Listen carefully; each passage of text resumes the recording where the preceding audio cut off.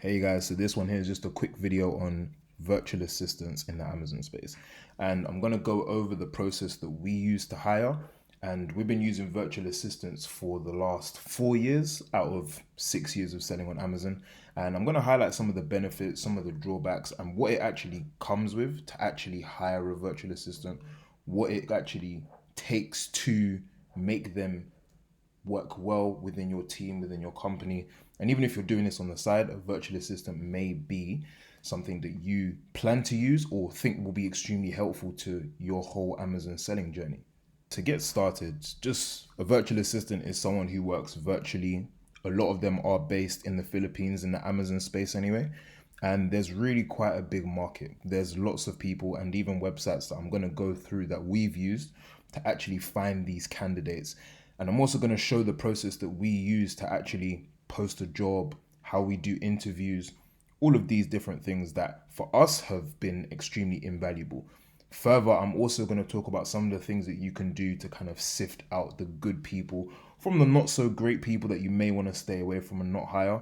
And also just some tips and tricks to make it a lot easier for you, because we've been doing this and there's a lot that we have had to improve over time to realize that, is this the person really wanting our team? Is this person actually going to help? So just to start with, this is the main platform that we have used, and it's one of the biggest platforms for virtual assistants in the Philippines. It's called Onlinejobs.ph. Be a link in the bio to it, but it literally is, as you can see, Onlinejobs.ph. The platform is extremely basic, and just to start with, there is a free tier. However, you can't actually communicate with people. So it does kind of feel relatively pointless. However, there are ways that you can get around that. And I'll also show how we kind of get around that, because we don't actually use the platform to communicate with people. Then there's a $69 a month and $99 a month. Just to say, whenever we have hired, it's never been a thing of having this on a monthly basis. We'll literally get it for 1 month if we just want to hire, and then we'll cancel it after we have a list of candidates. So our process is quite simple. We will literally go and post a job. And from here, what we want to do is then be able to filter out people. But you might be thinking, how do you filter people out? Well, this is kind of the strategy we use. As with any job, you need to fill out the details of the job. So here you have the job title, type of employment. This is full-time, part-time, freelance. Then the job description. So for us, we always put our job description on a Google Doc. And as you can see, this is one for someone who just simply goes through price lists. And we've tried to describe it as detailed as possible. Just an understanding of the responsibilities. You might be thinking doesn't have too much info on it, but for us, it didn't need to. It was really just knowing what we really wanted. So as you can see, we said detailed experience of keeper, manual sourcing, going through price lists, high level of attention to detail. And these were the main things that we wanted. Also for us, it was working UK business hours and someone who was willing to start as soon as possible. Now, when it comes to using this platform, you're going to get a lot of people who just apply because they want a job. They haven't really taken the time to actually read the job description or know what the job does. And a lot of people as well may not even actually have the experience. And the way we get around that is using a Google form. And we put the link on here, and we basically tell people, just to make sure that they've actually read through the whole job, any applications directly on this platform are not going to be considered. We only take applications that come through this form. And because of this, you already filter out people who don't have attention to detail, or people who don't have that attitude of, I'm not going to actually read the whole job description. And you're not just going to get people who are just applying for a job for job's sake. So this is what we've always done. And this has helped us a lot, because you already filter people who are serious from not serious in this one small way. A lot of our sheets are really just validation. So do you actually have experience? We've already, you would expect people who are applying for the job do have experience. But as I said, a lot of people may apply for the role and have never done anything around Amazon before. So it's really just asking, do you have experience going through price lists? I guarantee you'll find a lot of people saying no. And this is why you do it. So then you have a Google sheet that you can then look at and say, okay, these people don't actually have experience. I don't want them. Do you have experience opening accounts with suppliers? What softwares do you use for product sourcing? Do you have another job on the side which you are applying, like another job aside from this one that you are applying for? This one for us is a very important question, especially depending on what type of role it is. You'll find a lot of people in this space, virtual assistants that is, they may have another job and they're simply just applying for it to do another job. Now, it is at the end of the day your discretion as to whether you would want someone working for you who has another job. However, we have done it before, and my biggest advice is the work slacks in one way, shape, or form. Their focus is always split, and we've just realized that it's just not worth it. Every time we have hired someone who already had a job, it never worked out. And that's just our experience. And obviously, at the end of the day, you may find someone who you say, this person is good enough that I'm willing to take the risk. But in all of our experiences, it has never really been something that worked well.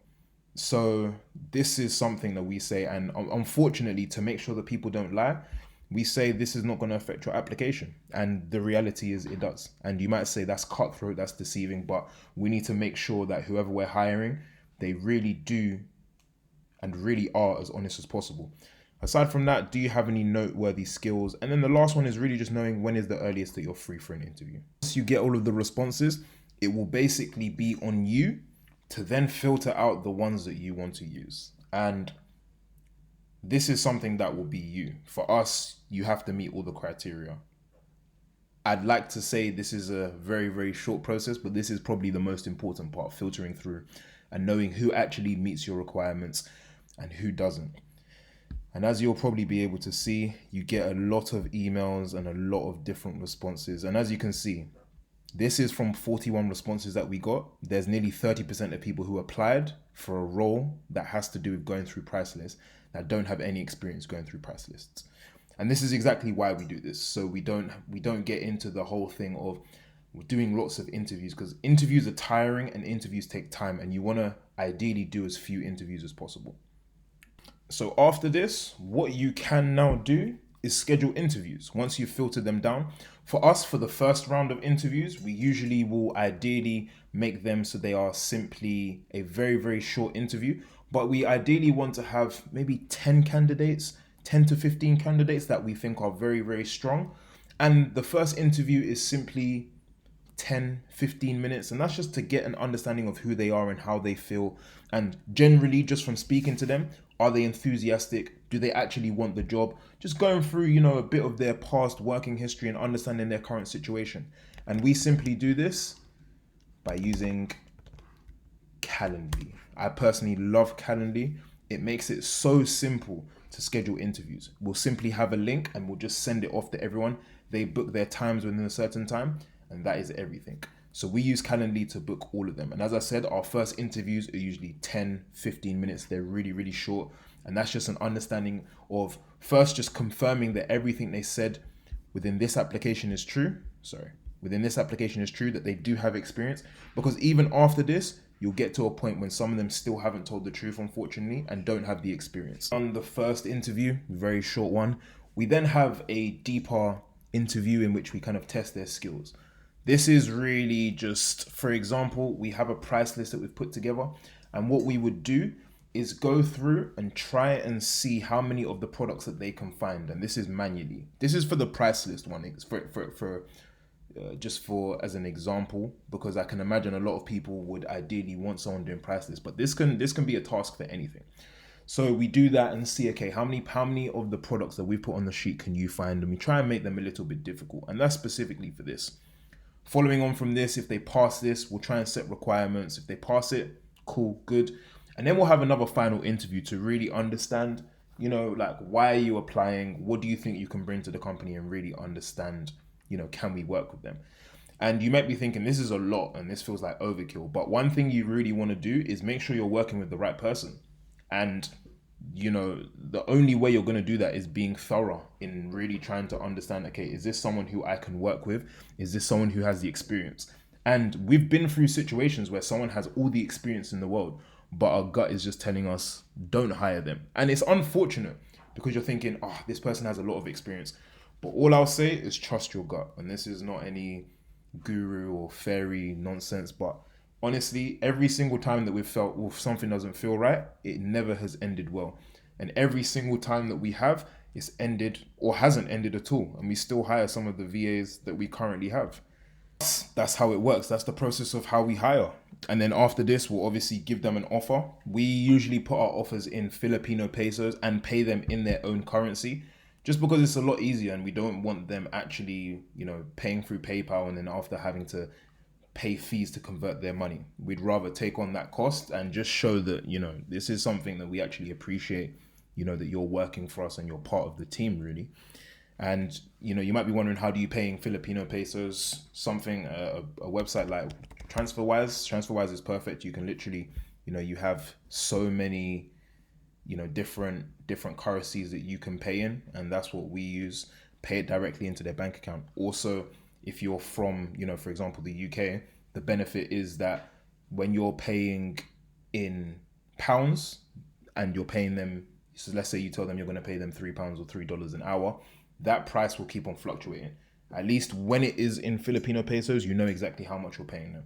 And that is what we do. We pay our VAs every other week, and that makes it very nice when it comes to structuring and also cash flow. We ideally don't like paying them on a weekly basis, and monthly can sometimes feel too long for them. But again, all of that is up to you. This is simply what we have previously done. Hired, this is pretty much the beginning, because the hiring part is long.